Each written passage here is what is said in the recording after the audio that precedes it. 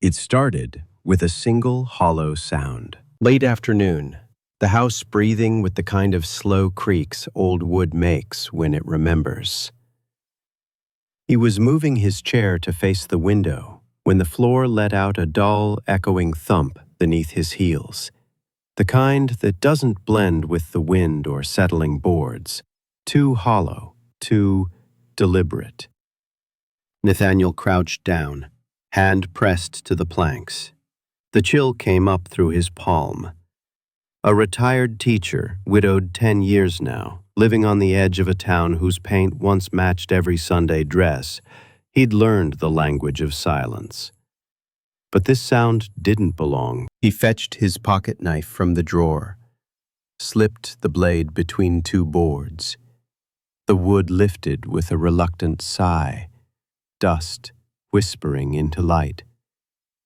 Underneath, metal gleamed faintly, a corner of something buried beneath the house's skin. His breath caught, a dry sound in his throat.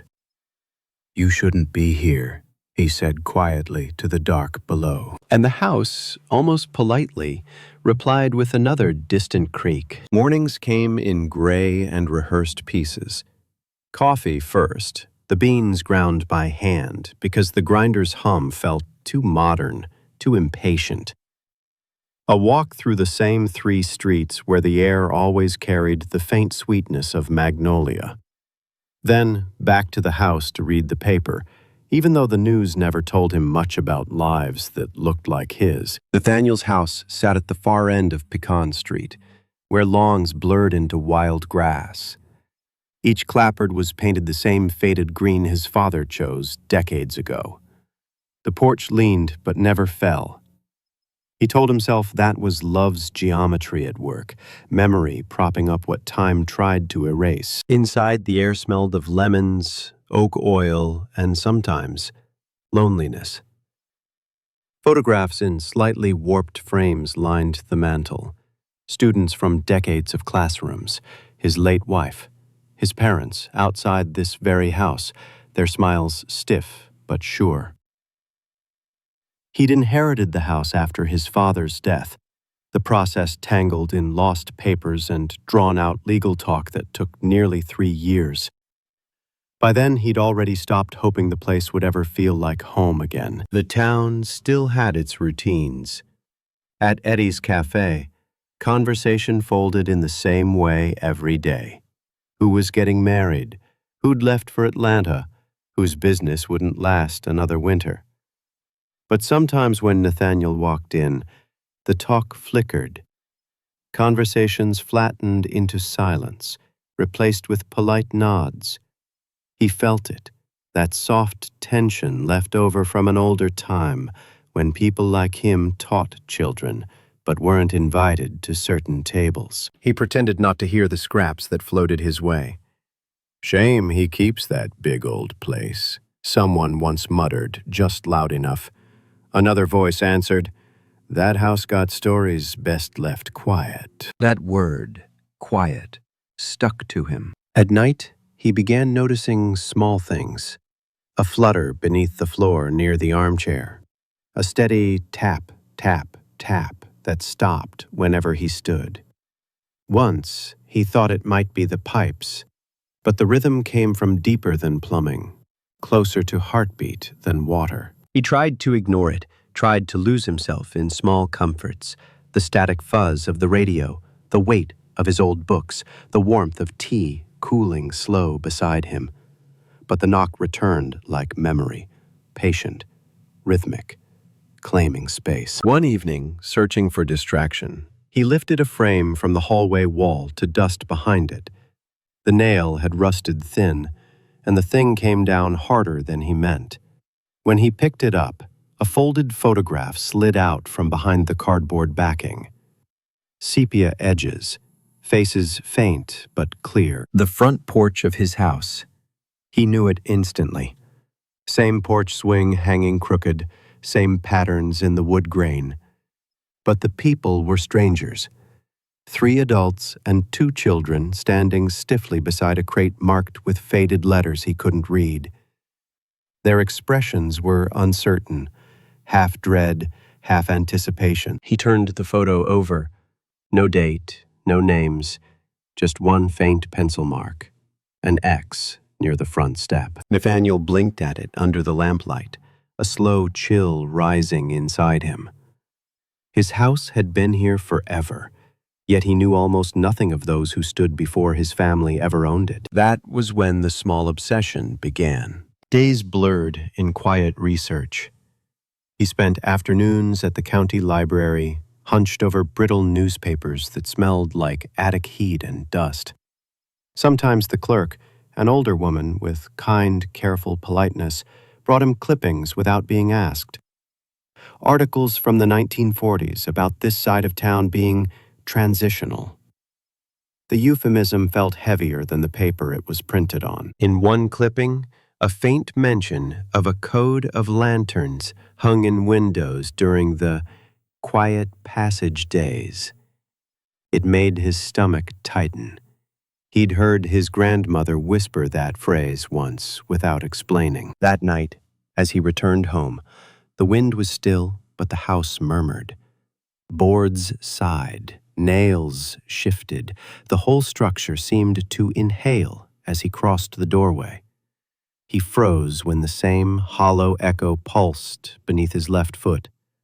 The floorboard he'd lifted before now pressed uneven against its frame, as if something beneath it had swollen or breathed. He forced himself to settle back in the armchair, pretending calm. The sound came again, steadier this time. Tap, tap, pause, tap, tap. Not random, almost organized. Sleep eluded him. He sat through midnight with only lamplight and the slow creak of the house for company. Every few hours, the board would speak again.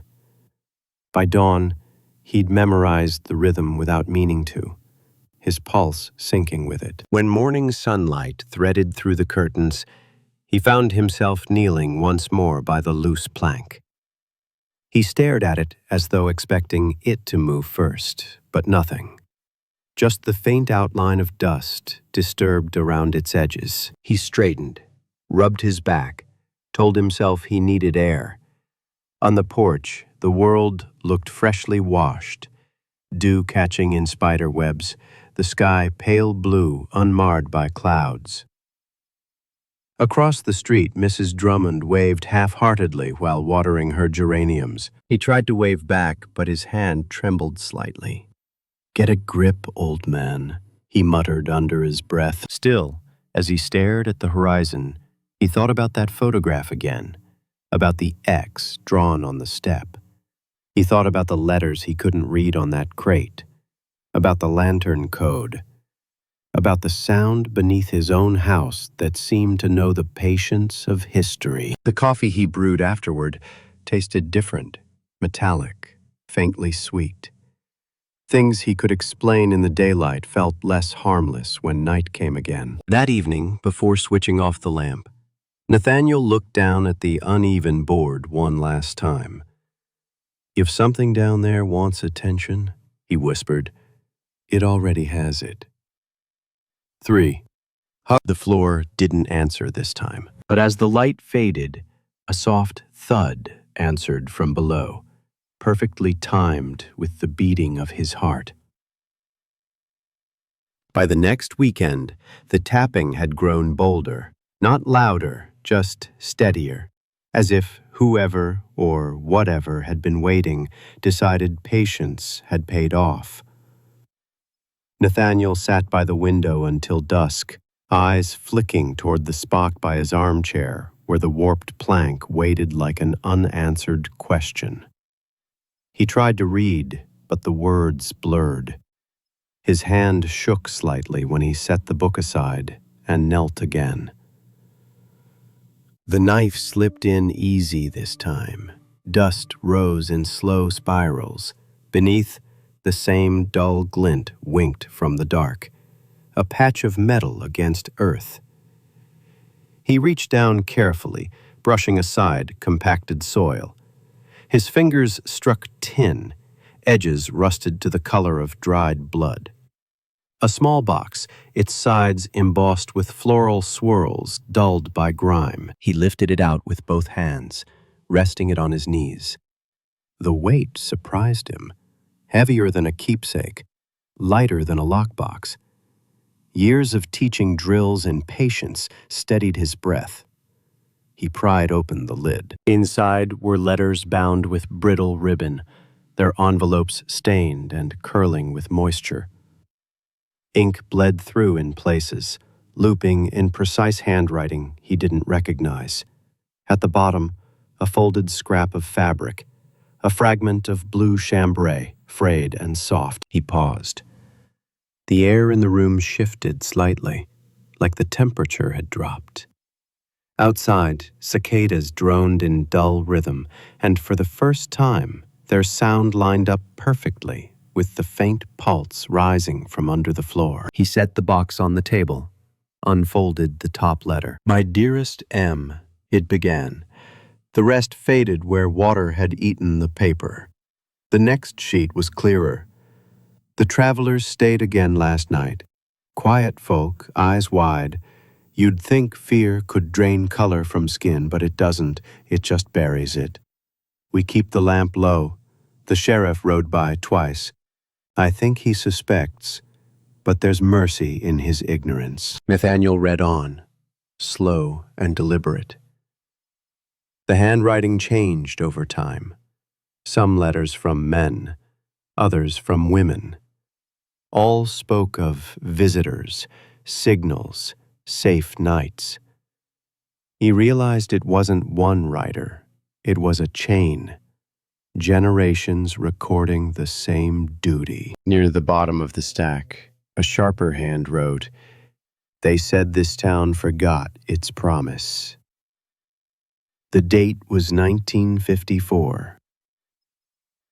We were meant to keep them moving, but after the road was paved, people started asking who stayed too long. We burned names to be safe. No one left to remember but me. The last line chilled him. They never left. Nathaniel leaned back, eyes scanning the open floor.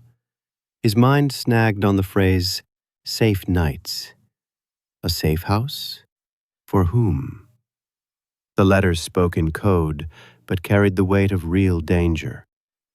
He imagined strangers whispering under his floor, decades before he was born, breaths held while footsteps passed overhead. The tapping returned, one slow knock, then three in sequence.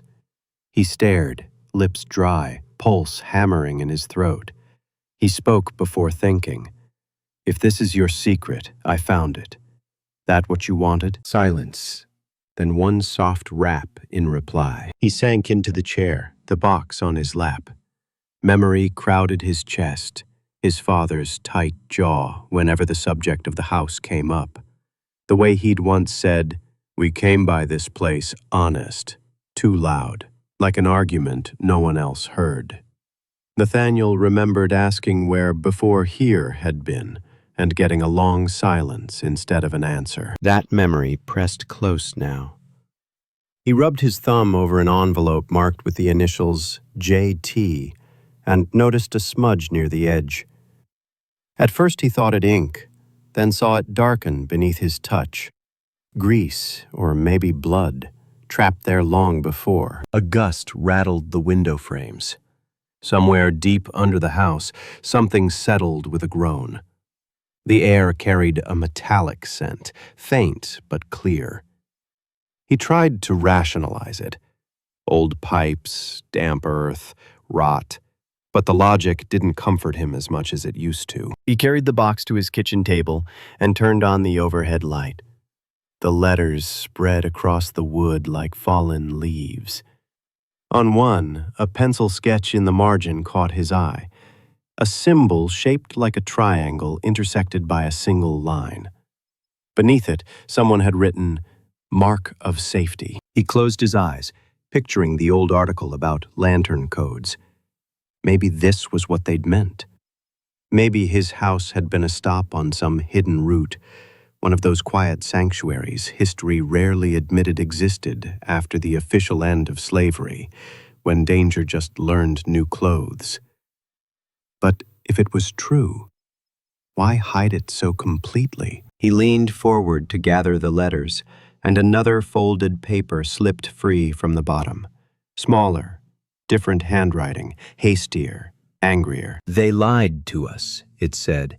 "These aren't travelers. These are people who saw. The walls aren't keeping them safe. They're keeping them in." He read the line again, the ink darker there, as if pressed harder by a trembling hand. Beneath it, one sentence in smaller scrawl. "Forgive me. The floor remembers." Nathaniel's skin prickled. He didn't breathe for several seconds.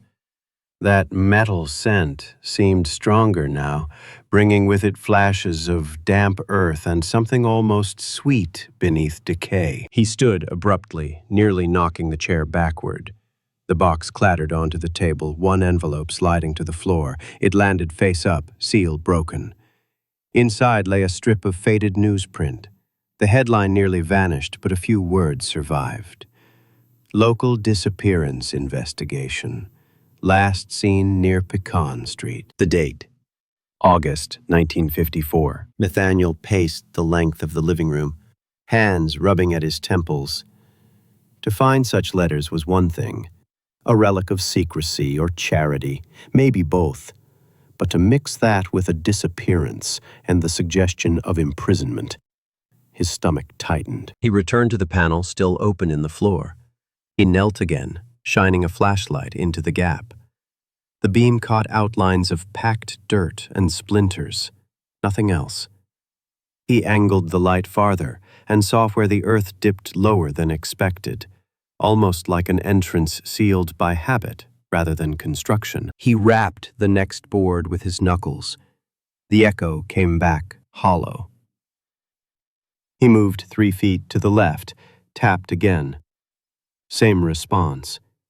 There was more hollow ground beneath him than floor. For a man who had preached reason most of his life, he surprised himself with how quickly he began prying boards free. One after another, stacking them carefully to the side. Dust coated his hands, filled his throat.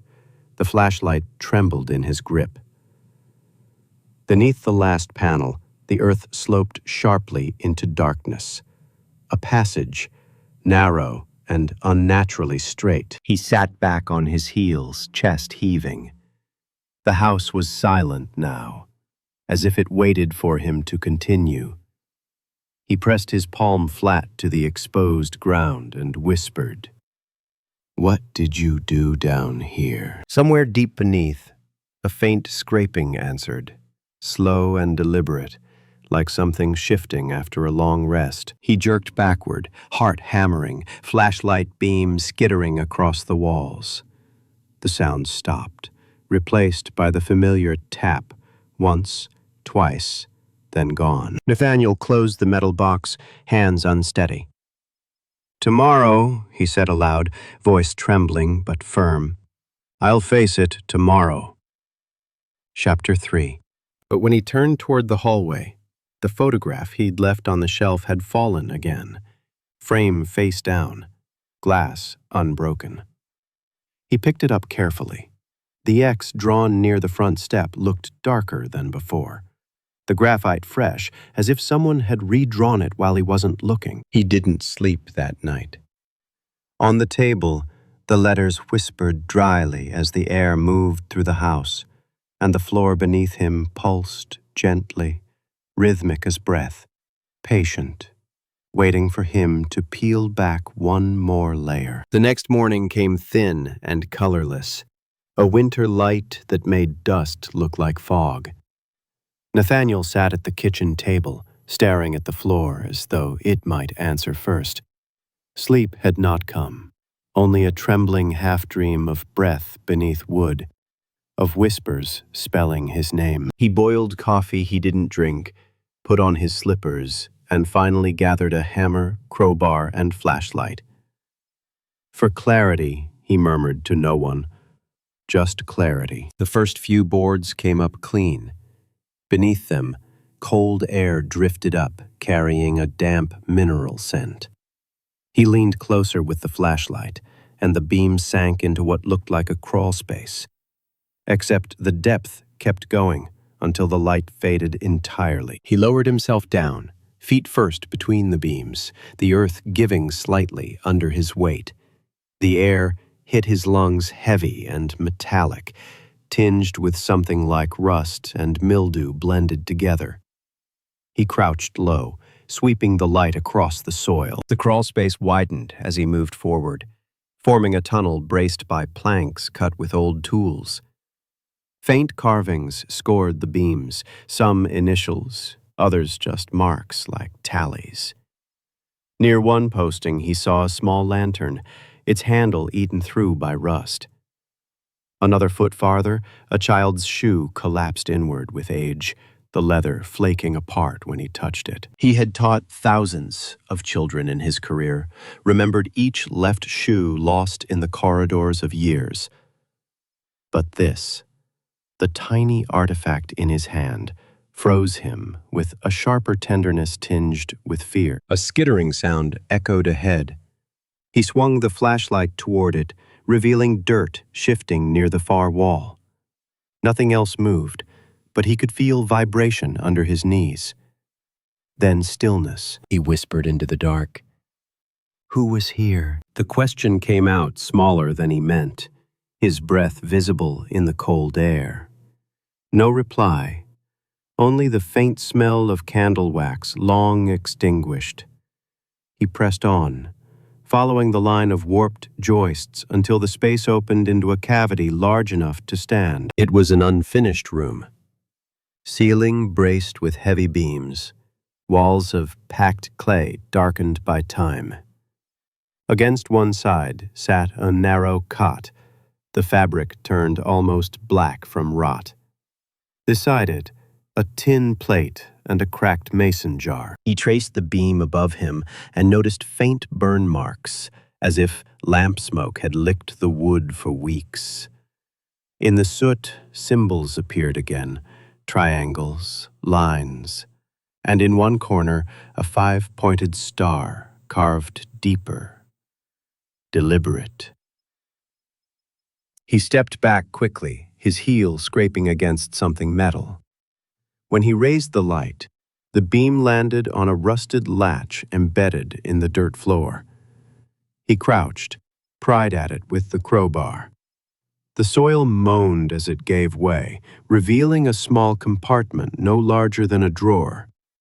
Inside was only one thing, a cloth-wrapped notebook. He hesitated before unwrapping it. The cloth tore easily, revealing pages bound by wire. He turned them carefully, fingers shaking at the faint scrawl within. June 3rd, 1949. Pastor says we must keep them here until night clears. Some say rescue coming tomorrow. Feels wrong. They're kind people, quiet. The woman hums when she thinks no one hears. Next page, August 12th. Someone reported noises. We moved them further down. Sheriff said best stay silent. His face looked heavy. Then, one final entry, scrawled in faded ink that blurred along the paper's fold. Too long. No one came. He locked it from above. Nathaniel's breath thickened in his throat. Locking from above meant someone in this house sealed them in. He thought of his father again, always careful, always sharp about silence and property and what could ruin a family's good name. He flipped the notebook closed, holding it to his chest as though it might pulse. Behind him, faint air shifted. He turned the light upward and froze. On the back of the door frame he'd crawled through. New carvings gleamed where dust had been disturbed, shallow, fresh. A line and then 3 dots. Not old at all. Someone, or something, had been here more recently than he dared imagine. His mouth went dry. "Who are you?" he whispered again. The tunnel breathed back a sigh, the low groan of old wood settling, but paired with something else inside it, almost like a drawn-out hum barely touching human pitch. He scrambled backward, hitting his shoulder against a beam. Pain shot down his arm, grounding him just enough to make him pause. Running blind wasn't wise. He'd seen enough ghost stories born from panic. He forced slow breaths, flashlight jerking as he moved back toward the original opening. Halfway there, he noticed another object half buried in the silt. A bottle, dark glass sealed with melted wax. Inside, something pale floated. A strip of cloth, maybe, or paper too discolored to tell. He picked it up. The wax cracked, but didn't break. He slipped it carefully into his jacket pocket, the glass cold against his ribs. The climb back up felt longer than descent, his muscles trembling as he gripped the lip of the floor. When he finally emerged, the daylight leaking through curtains looked almost too bright. He stood, breathing hard, covered in grit. The open floor yawed behind him like an accusation. He carried the notebook to the sink, rinsed his hands, and looked down at the dark water circling the drain. The smell rising from the pipes caught him off guard. It was that same metallic tang from below. The whole house seemed to carry the underground upstairs now. He sat, notebook open on the table again. The words blurred under his damp fingerprints.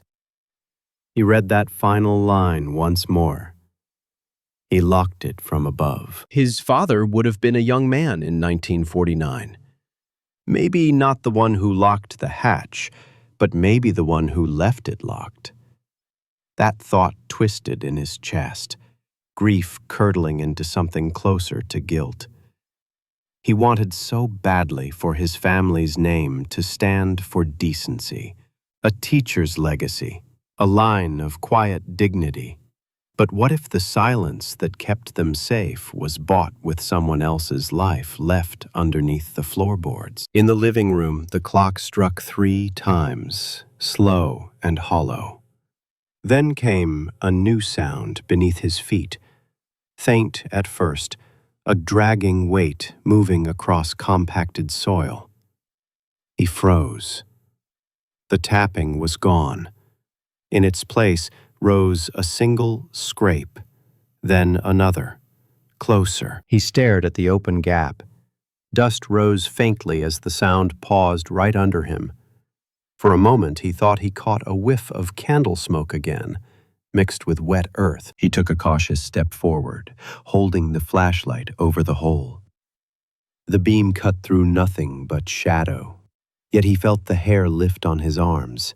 A soft wind rose from below, whispering against his ankles, a breath too steady to be breeze. Nathaniel. The voice was barely audible, more vibration than sound. He stumbled backward, hitting the table.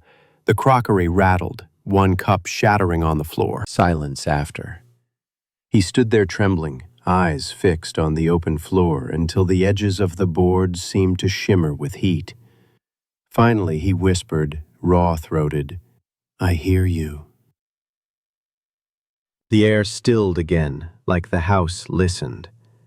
Then all at once the tapping resumed, gentle, rhythmic, almost careful this time. He fell into the armchair, notebook still in hand.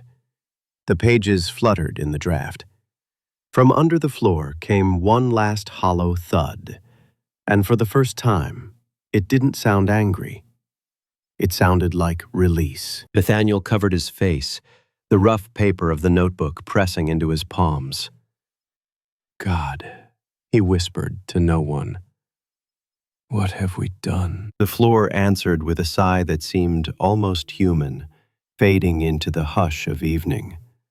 The house had exhaled its history, but the truth still waited underfoot, heavier than the wood that tried to hide it. By Friday, the news about strange renovations at the old greenhouse had traveled the small circuit of town gossip. Nathaniel didn't care. The floor remained open, breathing like something newly unearthed, and the notebook stayed on his table under a dish towel, as if hiding it could dull its message. Each evening he sat beside the gap, lantern light trembling against the walls. The sound beneath had gone quiet, but quiet carried weight now. It was the kind of silence that waited to be named. Late that afternoon, a knock came at the door. He hesitated before answering. A young woman stood on the porch, the wind catching her braid and lifting it over one shoulder. She wore a wool coat buttoned tight, a folder clutched to her chest. "Mr. Green?" she asked, voice careful. He nodded.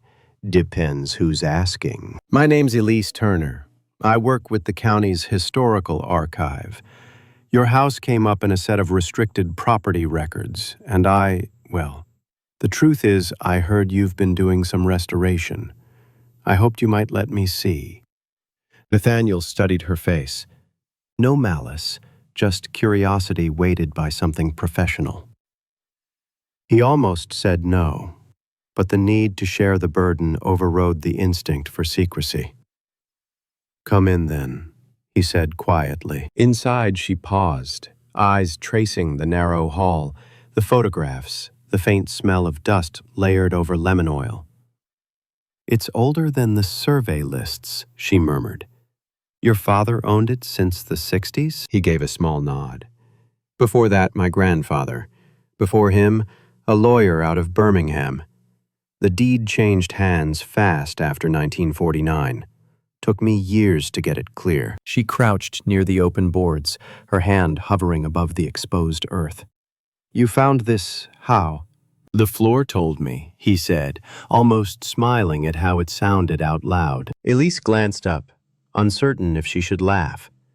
Then she saw the tin box on the table, the notebook beside it, and sobriety replaced the flicker of amusement. "May I?" He gestured permission. She turned the brittle pages, eyes moving fast but careful. "These aren't just personal letters. They're logs," he breathed out slowly. "Safe house?" "Could be," she said. "After the war, there were networks that moved people quietly out of dangerous counties. Some routes stayed active even after they weren't supposed to, especially here.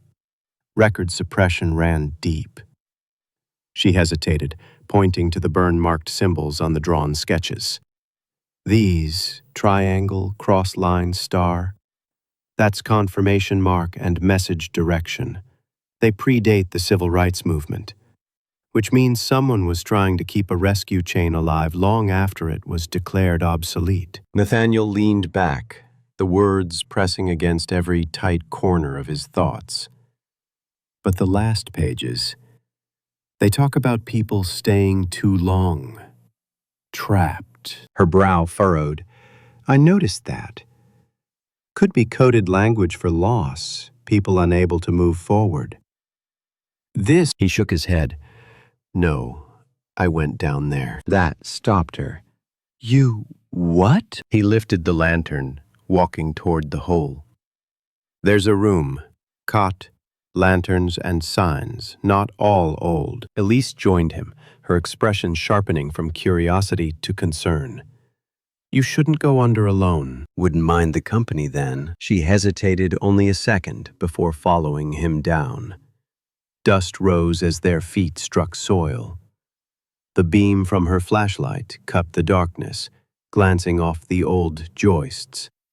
She breathed shallow through a scarf.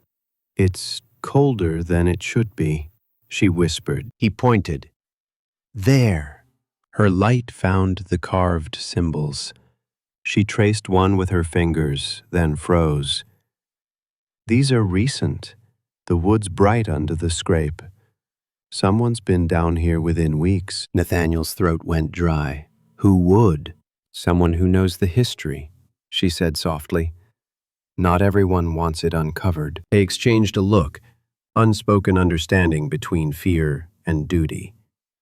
The tunnel seemed smaller with two bodies crouched within it. Further in, she spotted something the earlier search had missed, small circles etched into the beam bases. "They're positioning marks," she said, "used to align supports when adding a room, meaning there's more beyond this wall." Nathaniel stared at the packed clay.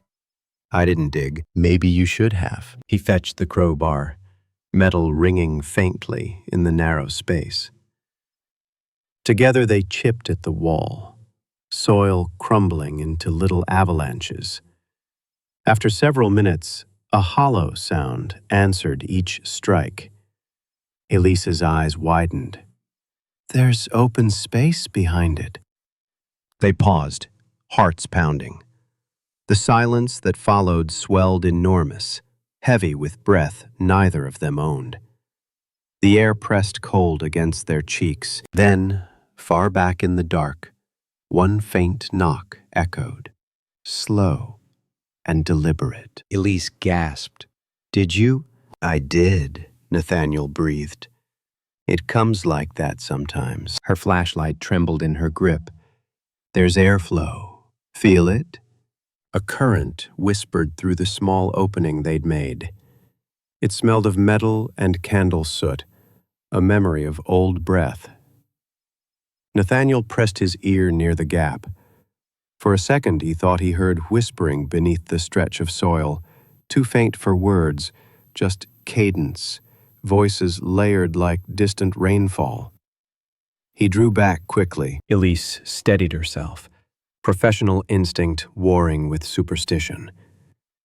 These conditions can carry sound from far off, maybe from the road. He shook his head. No road carries sorrow like that. They climbed out, both shaken. Upstairs, she wiped her hands nervously with a tissue, leaving streaks of earth. "This could be huge," she said finally. "I've hunted suppressed cases before, but nothing like this. A hidden site, possibly holding remains or documents tied directly to racial cleansing events from that period. The county tried to erase them all. If we document this, it changes what people think happened here." Nathaniel stared at the open floor. "And what if it changes what I think of my family?" She softened. "Meaning?" He told her about his father, his silence, the property delays, the caution that never left his tone when he said the word home. "I don't want ghosts," Nathaniel whispered. "I just want truth." "That's often the same thing," she said quietly. He met her eyes, old grief stirring with fragile resolve. "You'll help me bring it up into the light?" "I will," she promised. Then, scanning the room once more, she froze. Near the lamp base, carved into the exposed edge of a joist, tiny, raw wood, still pale, shone a fresh symbol. The same five-pointed star she'd seen below. Her breath caught. "Mr. Green, this wasn't here when I came in." The air in the room thickened, the scent of damp earth rising stronger than before. Nathaniel stepped toward it, fingers trembling just above the carving. The edges were sharp, unfinished. Whoever had done it carved fast, recently, almost as if they were caught mid-mark. A long pause hung between them. Then he spoke softly, almost to the house itself. "Seems the past isn't done sending messages," Elise whispered. "Then we're not just historians tonight." Outside, the wind picked up, shaking the windows. From far beneath, once again, came that hollow, patient knock. No rhythm now, just one echo that lingered like a warning and a plea in the same breath. The weather turned restless, a gray front crawling over the roofs by evening. Wind scoured through the pecan trees, making the shutters tremble like nervous fingers. Nathaniel watched the sky bruise over the fields, the distance rolling with thunder that carried more warning than sound. Elise stood by the window, phone pressed to her ear, the line already dead from the first sweep of the storm. "Power'll trip soon," she said. "Generators rusted," he answered. "Once it goes, that's it." True enough. A blink of light, Then darkness fell thick as velvet.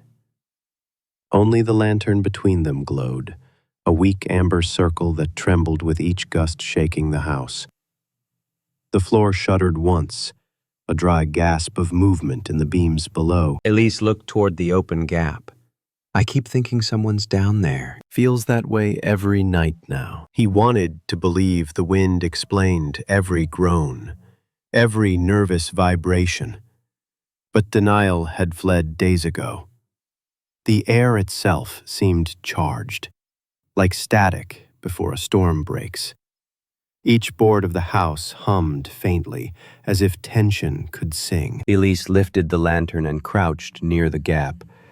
There's air rising again. Cold draft brushed her cheek, smelling of damp ashes. Nathaniel squinted into the dark cavity. For a moment, the lantern's light caught something glimmering far below. A surface not earth, maybe metal, maybe glass. A trick of reflection, gone when the flame bent. We dig from the stairs, he said, grabbing the crowbar. The tunnel runs under that corner. I'll hold the light. Her voice trembled, but determination steadied it. When the first plank by the staircase came loose, the scent struck them harder. Iron and rot blended like time left to sour. Beneath the stairwell, bricks formed a half wall caked with plaster. Each strike of the crowbar crumbled more of it, releasing small clouds of dust. The lantern flickered. Outside, thunder rolled close, the windows flashing white for a heartbeat. Elise coughed, waving dirt from her face. There's a doorway, she whispered. A narrow arch of bricks had formed a shallow alcove. Within it, black mortar lines framed a sealed rectangle, clearly closed on purpose, not by collapse. She reached forward, fingertips tracing the edges.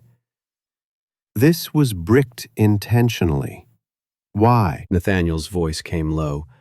To keep something out or in. They shared a glance, unspoken question hanging midair. Then the house groaned again, louder this time, almost a protest. Dust rained from the ceiling beams. The lantern swayed, but held. Go on, she said, pressing a sleeve to her nose. If we stop now, we'll never start again. Piece by piece they worked, until a single loose brick clattered free. Cold, damp air hissed out like breath from a tomb. Nathaniel leaned close, lantern raised. Beyond the wall, a thin chamber extended no more than 8 feet deep.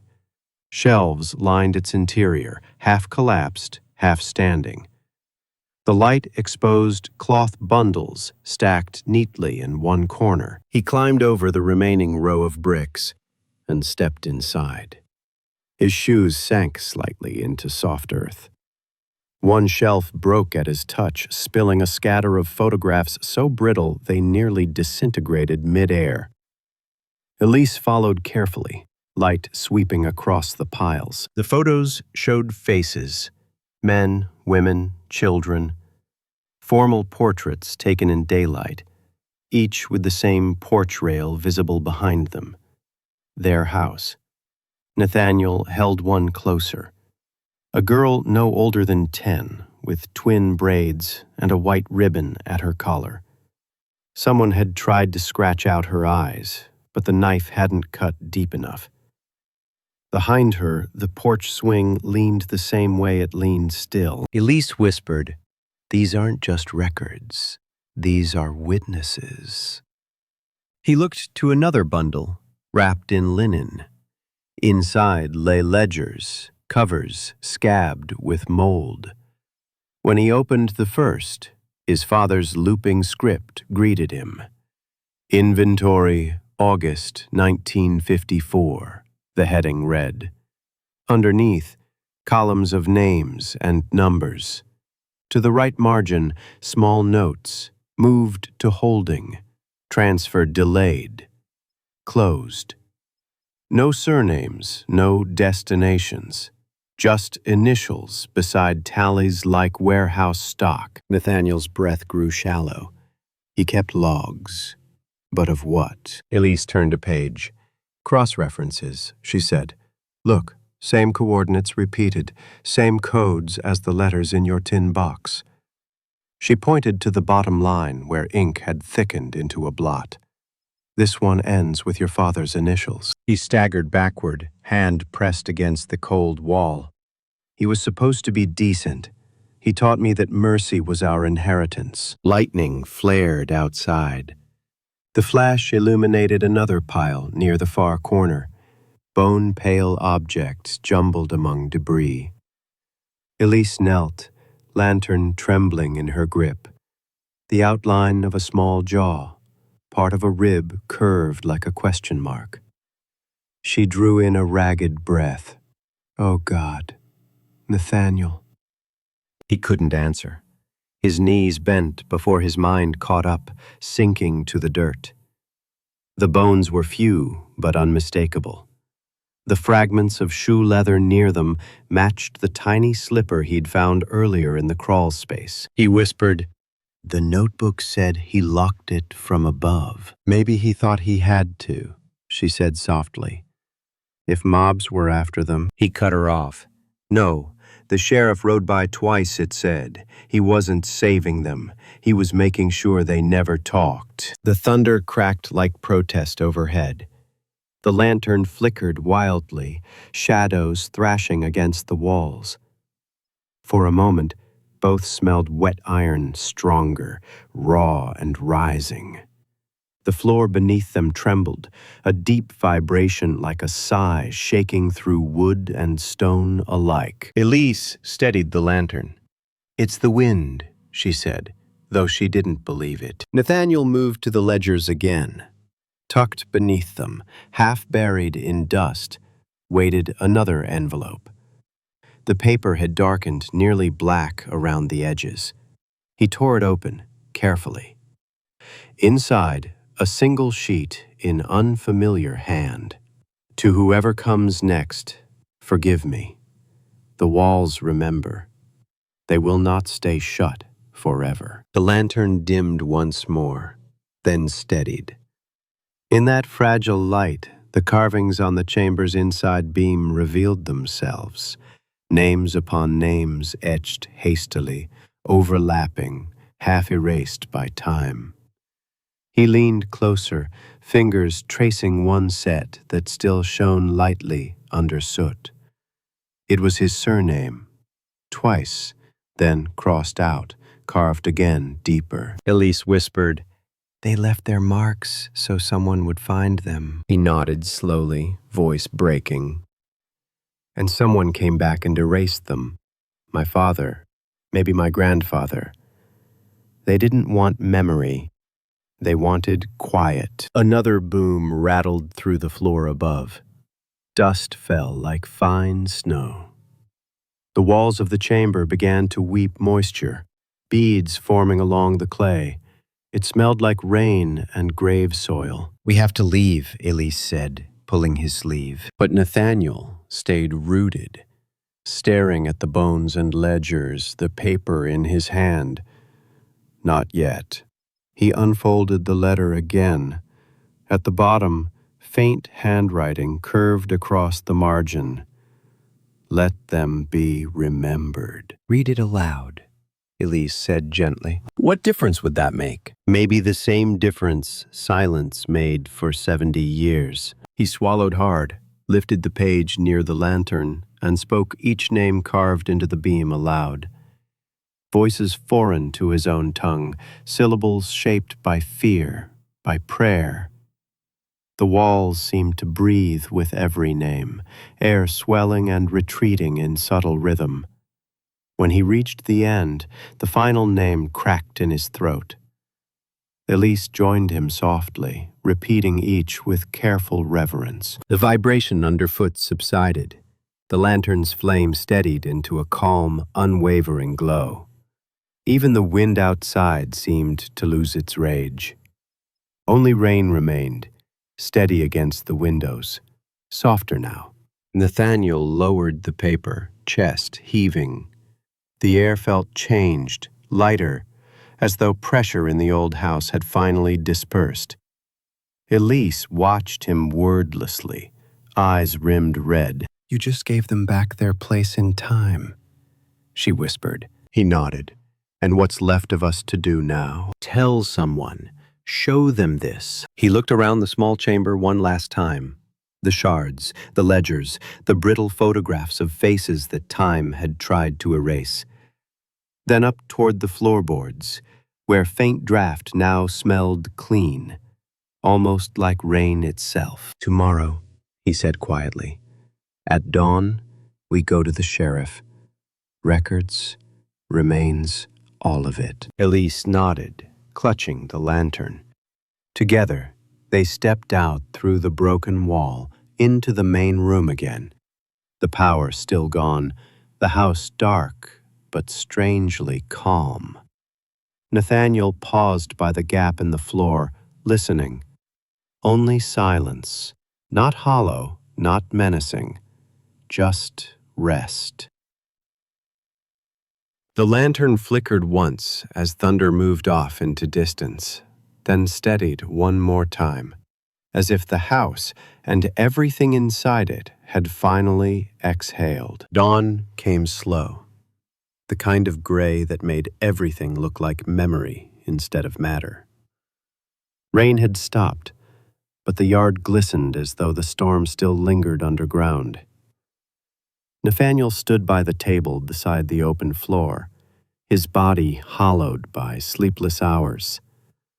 Beside him, the lantern burned low, its wick a single, trembling bead of light. Elise sat across from him, coat draped over her shoulders, hair damp from sweat and weather. "I called the archives," she said quietly. "Signals back, but the lines keep cutting. I sent copies of the ledgers, the letters, everything I could photograph before the batteries died." "Good," he murmured. "They'll need a record if we don't have this house much longer." 2. "You think they'll bury it again?" He gave a thin smile. "Small towns prefer their saints unsullied." He turned his gaze toward the hole. "Hard part is realizing the devil you found wore your last name." Elise said nothing. The silence pressed close, heavy, yet not hostile. The house seemed to listen again, its boards shifting with soft groans, not in threat, but in relief. Nathaniel reached for the sealed bottle he'd found earlier in the tunnel. The wax had fractured overnight, unveiling a slip of paper inside. "Never opened this," he said. Elise leaned nearer. "Maybe leave it for evidence." "Evidence of what? Voices?" he asked gently. "No court takes ghosts." He broke the wax cleanly and slid the paper free. Smudged ink formed uneven lines. "Some truths aren't meant for sunlight, but if you find them, speak them kindly." His throat tightened. "That's my father's hand." Elise frowned. "You're sure?" "I graded essays next to those same loops." He set the sheet on the table, palms flat against it. "He wrote this after the ledger entries, after the locks." Outside, a slow wind moved through the pecan trees, their branches knocking like slow applause. The rhythm matched the tapping that had haunted him earlier in the week. Now it felt like punctuation. Elise stood. "We can still honor it right. The story, the people, bring in the committee, the papers, make the record public." He looked up at her, weary but firm. "And what of his name? You think they'll remember mercy alongside the sin, or just the sin?" "Maybe both," she said. "That's history's fairness. It remembers everything." He nodded slightly, but his eyes blurred over the floor. "All my life, he told me decency keeps us safe." But he never said decency can choke truth if you hold it too tight. Thunder far away answered like slow agreement.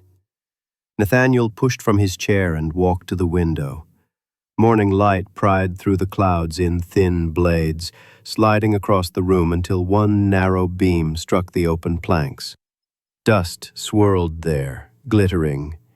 Each mote turned like it remembered breathing. He whispered, almost to the air itself, "I'll speak it kindly." Elise joined him near the gap, voice low.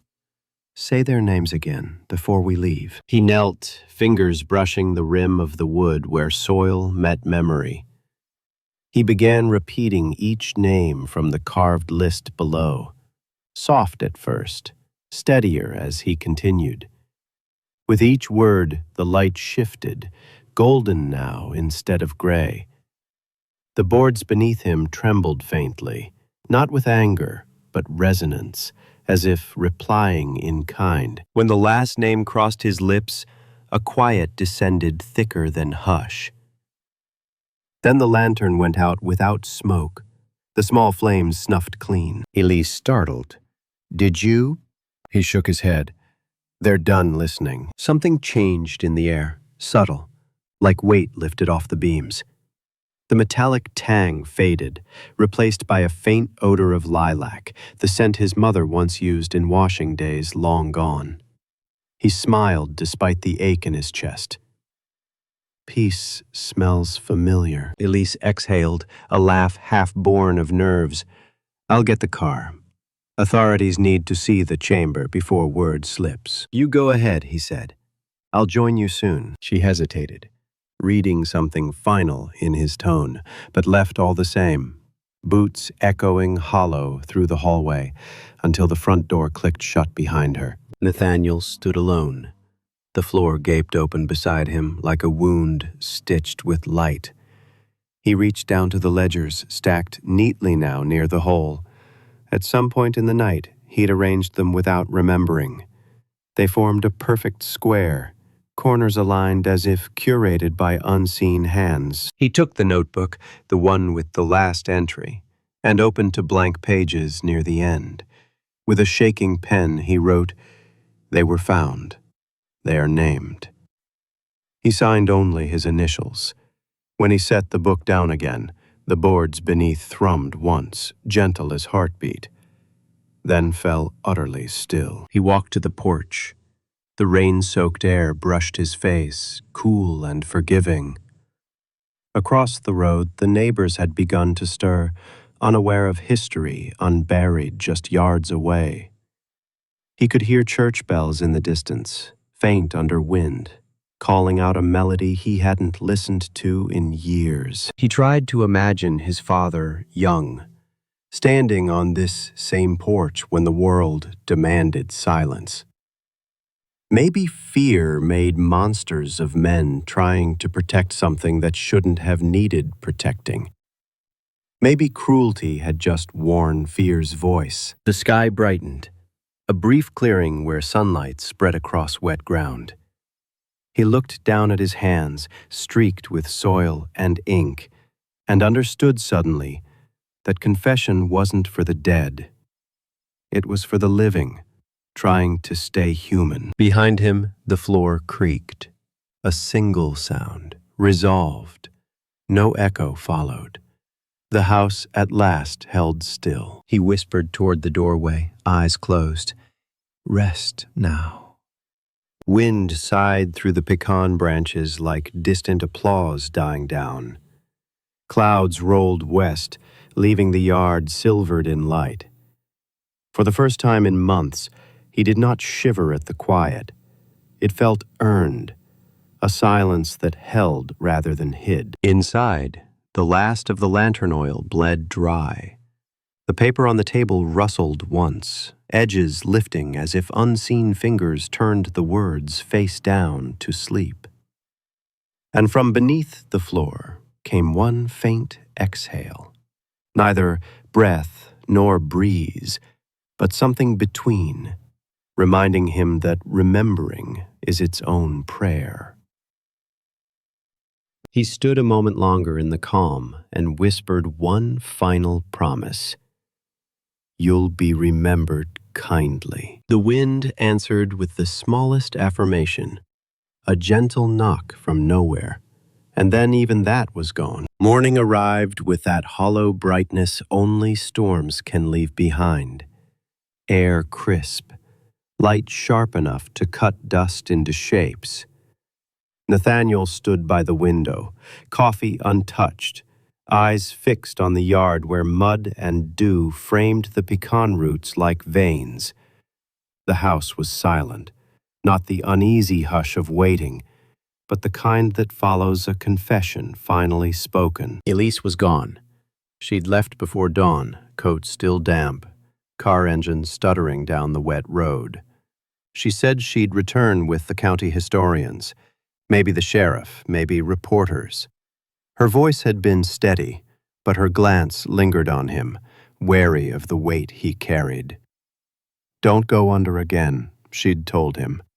He'd promised, though even promises felt soft in a place that listened this hard. Now the house breathed faintly behind him, the slow tick of the cooling stove, the shuffle of curtains. He set his hand on the table where the ledgers lay stacked. The ink had dried dark overnight, pages slightly curled. When he touched the top one, it thudded faintly against the wood, as if something beneath echoed goodbye. He turned toward the open floor. The gap yawned wide, sun cutting through the window to strike the edges. What had been a pit of shadows now shimmered with dust motes turning lazy circles in light. No chill rose from below. Instead, the air carried that faint lilac scent again, like cloth left to dry on a line. He crouched by the rim, careful not to lean too far. The floorboards creaked under his weight, but didn't complain. Where the tunnels had gaped open, there was now only earthen stillness, a smooth seal of soil pressed flat, undisturbed. It was impossible. He knew what they'd broken through, what they'd uncovered, yet the earth had folded itself back, reclaiming its shape. Near the edge, something caught the sunlight. A small carving burned into the wood, lines still fresh. A 5-point star, its edges blackened by soot, marking the very board that had first come loose weeks ago. He traced it lightly with one fingertip. Warm. He whispered, "You made yourselves known."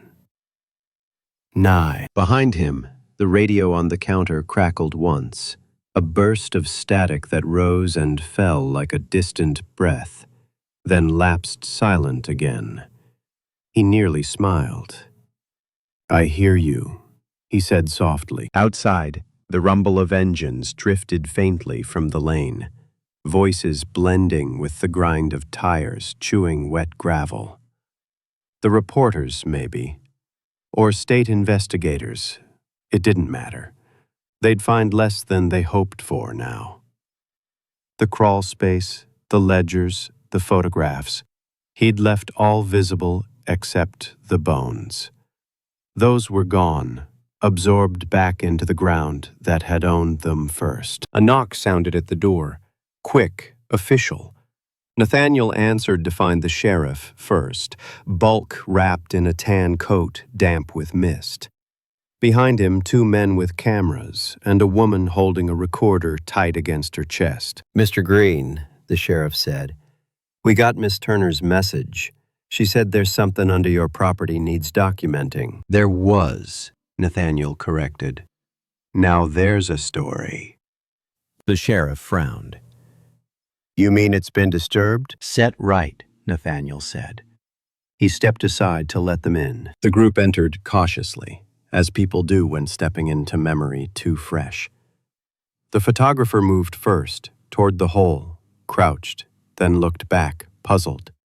"There's nothing here but packed dirt." "Sometimes," Nathaniel said, "the ground decides how much truth it keeps." The reporter shot him a glance, half intrigue, half disbelief.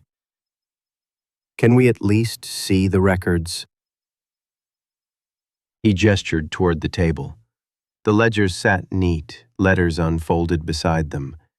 The sheriff flipped through a few pages before closing one heavy palm over the stack. "Lot of things here need proper chain of custody." "Take them," Nathaniel said. "They belong to history." The man nodded, signaling to an assistant. Carefully, the papers were placed in plastic sleeves, sealed, labeled. The process looked sterile, but Nathaniel felt nothing of detachment. Only relief. While they worked, he drifted to the porch. Reporters called questions behind him, but he didn't answer. From this view, the house looked almost kind again. The storm had washed its paint clean of dust. The air gleamed where sun hit the window glass. Across the road, Mrs. Drummond's garden glowed green, her geraniums upright despite wind. He sat slowly into the old chair that moaned at the weight it knew so well. From here, he could see the crimson of the morning and hear laughter from children 2 streets away, innocent, bright, ignorant of any grave beneath. He let that sound wash over him like song. Moments later, footsteps thumped inside. The sheriff appeared in the doorway. "We'll send word once the lab confirms what we can. Miss Turner did right notifying us. You'll be listed as source if that's acceptable." Nathaniel nodded. "Credit belongs elsewhere." The sheriff tipped his hat slightly. "You done a hard thing, Mr. Green." When the vehicles rolled away, leaving silence stitched with the low hum of settling birds, Nathaniel remained on the porch. He stared out across the street, as if expecting someone from another century to come walking up the lane. Instead, the breeze shifted, carrying warmth off the earth's damp surface. It lifted his cuffs, passed beneath the floor, left behind a faint murmur too soft for language. He whispered, "The earth remembers better than we do." Inside, the boards gave one slow pop, as though agreeing. He rose, went back in, and found everything exactly as he needed it. The open space, the faint smell of lilacs fading, the ledgers gone to new hands. He looked around the living room that had witnessed so much silence and finally felt it loosening. This was not absolution. It was balance. Truth unsealed long enough to breathe. Late afternoon light reached through the window, catching the suspended dust between him and the floor. Each speck glowed, rising and falling on unseen drafts, tiny souls tumbling in patient rhythm. He fetched nails and a single hammer from the shelf. With steady motion, he lowered the first plank back into place. The fit was perfect, the joint clean. He fastened each board except the one marked with the star. That he left slightly ajar, enough to whisper if it needed. The sound of hammering echoed faintly through the empty house.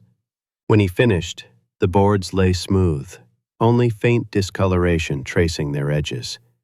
He stood, breathing the new quiet deeply. The air no longer bit with guilt. It carried memory like incense, soft, inevitable, forgiving. Evening found him back at the window seat, the same armchair where it began. The house didn't murmur anymore. It simply rested. He reached for his cup, cold now, and smiled at its weight. Outside, a truck door slammed, voices distant. Maybe Elise returning to confirm what officials already knew. He didn't need to meet her. Their work was done. He leaned back, eyes closing as dusk folded over him. The rhythm of the boards underfoot shifted once. Not a knock, but a slow, even breath. Wood expanding with warmth. For the first time, it sounded like acceptance. Somewhere below, history had gone quiet. Not buried, not forgotten, just finally told. The last glimmer of sun caught the rim of the star on the floor, turning it gold for a heartbeat before fading to shadow. Nathaniel exhaled, whispers soft.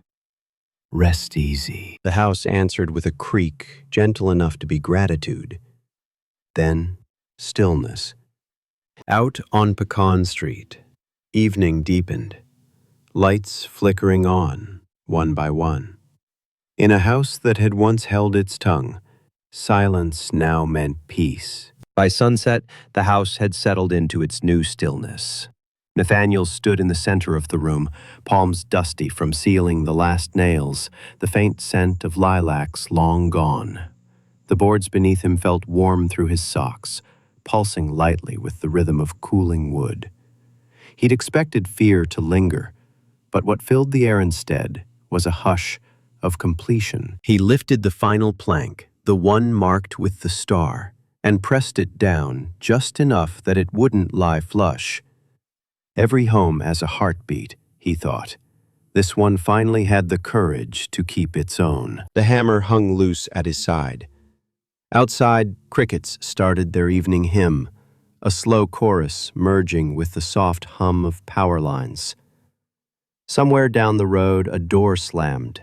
A child laughed. Life continued, unaware. He breathed it in, each sound proof that the world carried on even when truth bent its spine to rise up from the dark. He looked around the room that had been both sanctuary and grave for so long. The curtains swayed gently in the cross breeze, catching light from the street lamp flickering to life. Dust drifted through that glow, tiny particles turning like a constellation in slow motion. He spoke into the quiet. The past doesn't rest until it's heard. The words filled the space perfectly, neither echoing nor fading too fast, simply belonging. Nathaniel eased into his armchair, knees creaking the same way the house once did.